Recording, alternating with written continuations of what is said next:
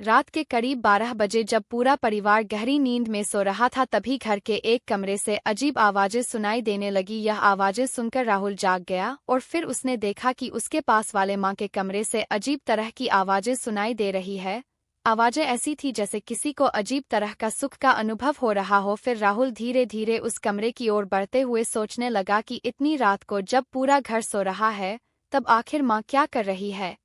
Hello नमस्कार मित्रों, आनंद ले पूरी वीडियो का और वीडियो को अंत तक देखें। दोस्तों, यदि आप हमारे चैनल पर नए हैं तो चैनल को सब्सक्राइब कर लीजिए और एक प्यारा सा कमेंट करिए कि कहानी आपको कैसी लगी और जिस भी कहानी के ऊपर आप वीडियो चाहते हैं वह हमें कमेंट बॉक्स में लिख करके बताएं। इस कहानी की आधार से हम वीडियो लेकर के आएंगे और दोस्तों, आपका एक कमेंट से हमें कितना उत्साह मिलता है, कितनी खुशी मिलती है, इसका आप अंदाजा नहीं लगा सकते हो। तो दोस्तों, बने रहे कहानी में, एंड तक चलते हैं कहानी की ओर।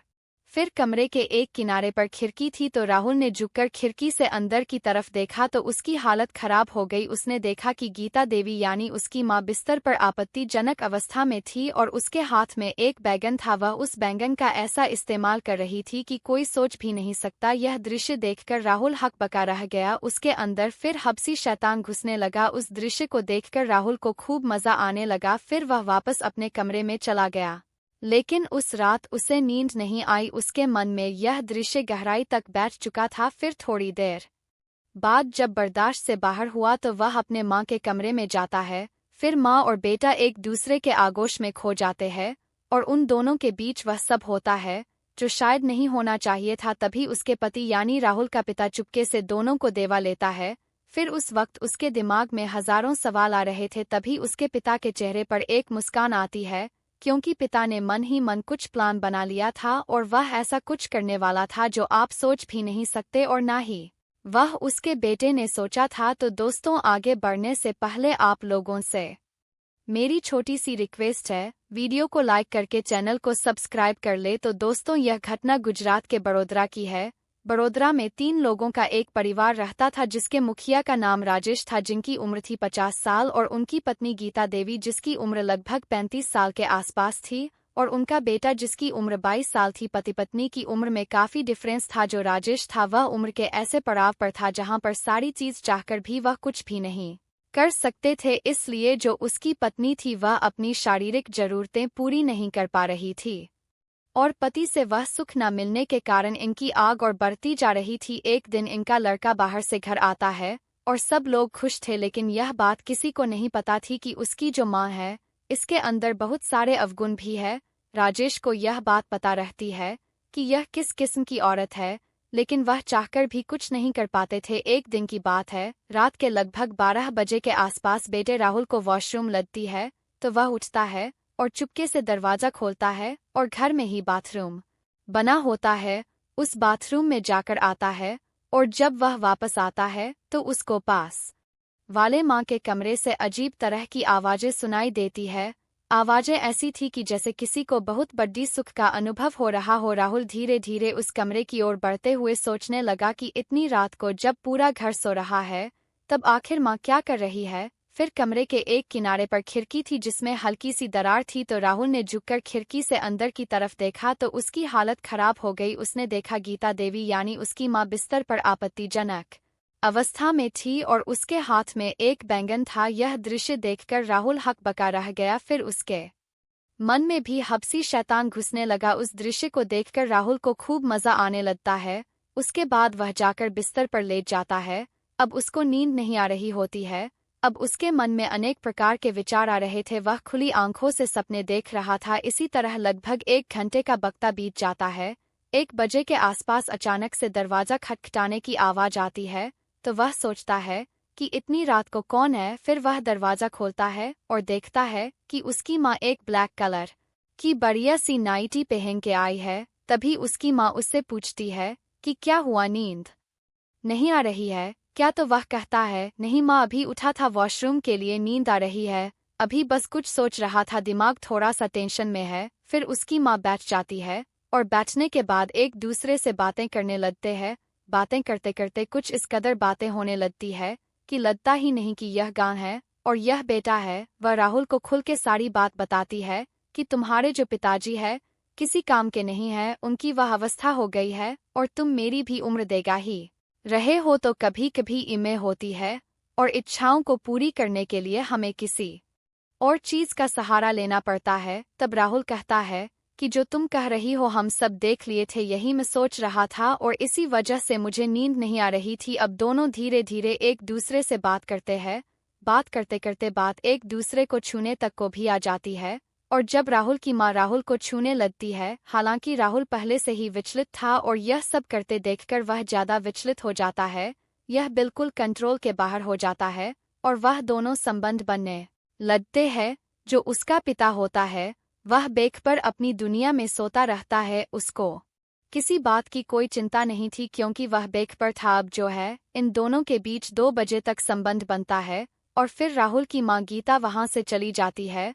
उस दिन दोनों को बहुत आनंद मिलता है। इसकी माँ जो है बहुत प्रसन्न भी क्योंकि आज बहुत दिनों के बाद उसको वह सब मिला था जो उसको चाहिए था। अब उसके बाद सुबह होती है और तीनों लोग एक साथ बैठकर चाय पीते हैं, लेकिन गीता की जो तिरछी निगाह थी वह बेटे की तरफ ही थी। यह दोनों इशारों इशारों में बहुत कुछ बातें कर रहे थे। फिर जब दिन में गीता का पति राजेश काम पर चला जाता है तो वह दोनों लोग दिन में भी संबंध बनाने लग जाते हैं। अब दिन में और रात में यह दोनों संबंध बनाने लगे थे। एक दिन राहुल बाहर कमाने जाने के लिए कहता है, लेकिन जो उसकी माँ होती है यह उसको रोक लेती है और कहती है जैसे इतने दिन रुके हो अभी 1-2 दिन और रुक जाओ। राहुल ने गीता की बात मान ली क्योंकि अब इसको भी मजा आ रहा था। यह अभी शादीशुदा तो था नहीं और इसकी उम्र ऐसी थी कि यस गया। अब रात को फिर वहीं खेल शुरू हुआ। दोनों ने लगभग 12 बजे के करीब कार्यक्रम शुरू कर दिया। उस रात भी दोनों लोगों ने बहुत मस्ती की, लेकिन एक दिन ऐसा हो जाता है कि दोनों संबंध बना रहे होते हैं और जो लड़का होता है वह अनेकों तरह के वीडियो देखता है। वीडियो देखने के बाद उसने अपनी माँ से ऐसी डिमांड की जिसको आप अप्राकृतिक संबंध भी कह सकते हैं। तो उसकी माँ पहले तो मना कर दी, नहीं हम ऐसा नहीं कर सकते, लेकिन वह लड़का जिद पर अड़ा था। वह कहता है नहीं उनको करना ही पड़ेगा, नहीं तो मैं पिताजी से सब बता दूंगा। अब महिला बेचारी फंस जाती है। अब यह दोनों लोग संबंध बनाते हैं और संबंध के साथ महिलाओं को ऐसी तकलीफ होती है कि उसकी हालत खराब हो जाती है। अगले दिन उस महिला को उठने बैठने में भी दिक्कत होती है और दिक्कत इतनी ज्यादा हो जाती है कि वह बर्दाश्त नहीं कर पा रही थी। वह डॉक्टर के पास जाती है, डॉक्टर को बताती है कि हमें पाइल्स की दिक्कत है जिसकी वजह से हम जो है बैठ नहीं पा रहे हैं। डॉक्टर उनको दर्द की एक क्रीम देता है, वह क्रीम लगाती है जिससे उसको राहत मिलती है। लेकिन जो है महिला आज इस लड़के को नहीं रोकती है और वह चला जाता है। 1-2 महीने का वक्त बीत जाता है।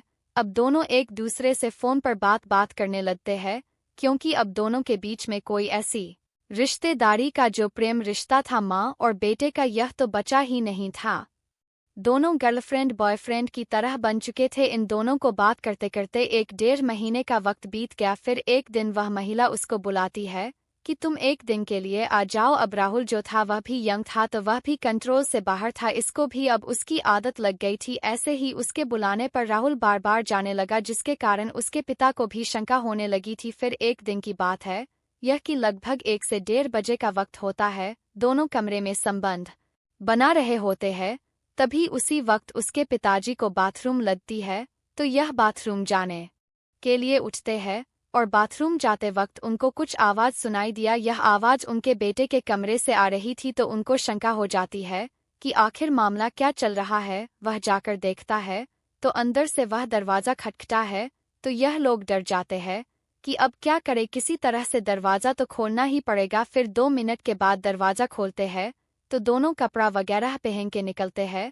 फिर उसके पिताजी राजेश को शक तो पूरा हो जाता है क्योंकि वह सोचता है कि इतनी देर तक आवाजें आ रही थी और अब शांति हो चुकी थी। तभी राजेश अपनी पत्नी से पूछता कि यहाँ क्या कर रही हो, तो वह कहती है कि इसको थोड़ी सी तकलीफ हो गई थी, इसका सर दर्द हो रहा था तो मैं तेल लेके आई थी और इसको लगा रही थी। तो राजेश कहता है कि क्या तुम तेल लगा रही थी? मैं इतनी देर से दरवाज़ा खोलने के लिए बोल रहा था तो तुमने दरवाज़ा क्यों नहीं खोला और कमरे की लाइट क्यों बंद की? फिर वह कहती है कि नाइट बल्ब चलाया था क्योंकि राहुल को रोशनी से दिक्कत हो रही थी। वह बहाने बना रही थी, लेकिन उसके पति राजेश को शंका हो जाती तो वह उसे धमका कर पूछता है कि बताओ सच क्या है। डर के मारे गीता ने अपने पति को सब कुछ सच बता दिया। उस समय राजेश सुनकर हैरान रह जाता है और चुपचाप अपने कमरे में जाकर लेट जाता है।